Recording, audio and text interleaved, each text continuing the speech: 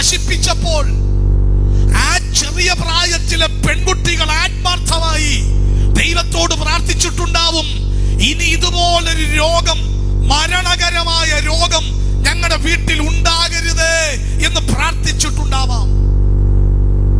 പക്ഷെ പ്രാർത്ഥിച്ചിട്ടും പ്രാർത്ഥനയ്ക്ക് വിരോധമായി ഒരു കാര്യം സംഭവിക്കുന്നെങ്കിൽ നിങ്ങൾ ഒരു കാര്യം മനസ്സിലാക്ക്, അതിനകത്ത് ദൈവത്തിന് എന്തൊക്കെയോ ചെയ്യാനുണ്ട്.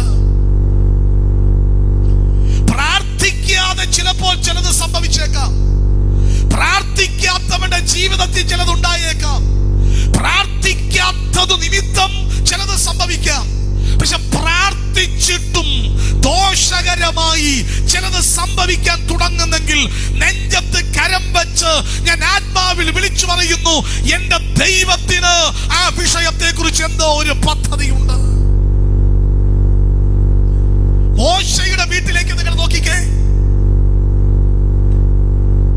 മോശയുടെ അമ്മയപ്പന്മാർ രാജ്യത്തൊരു നിയമം വെളിപ്പെട്ടപ്പോൾ പ്രാർത്ഥിക്കാൻ തുടങ്ങി. എന്താ നിയമം?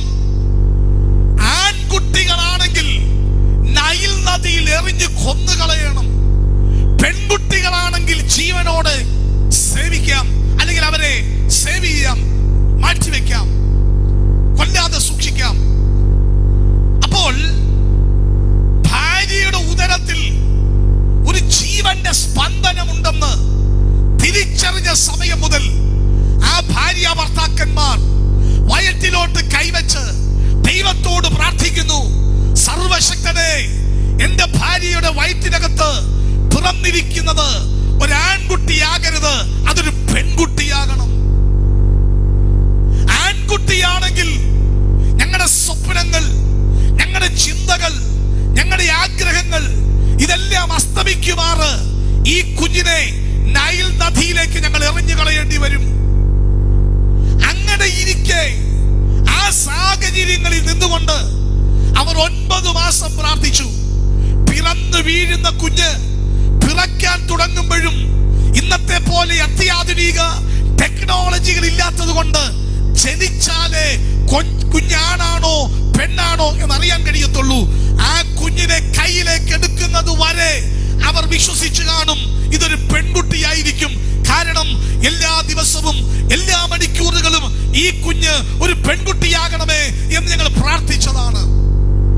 എന്നാൽ അവിടെ പ്രാർത്ഥനയ്ക്ക് ഘടകവിരുദ്ധമായി അതൊരാൺകുട്ടിയായി പിറന്നപ്പോൾ എല്ലാവരും പറഞ്ഞു, നിങ്ങളുടെ പ്രാർത്ഥന ദൈവം കേട്ടില്ലല്ലോ, നിങ്ങളുടെ കടനീര് ദൈവം കണ്ടില്ലല്ലോ, നിങ്ങളുടെ അഭയയാചന ദൈവം അംഗീകരിച്ചില്ലല്ലോ.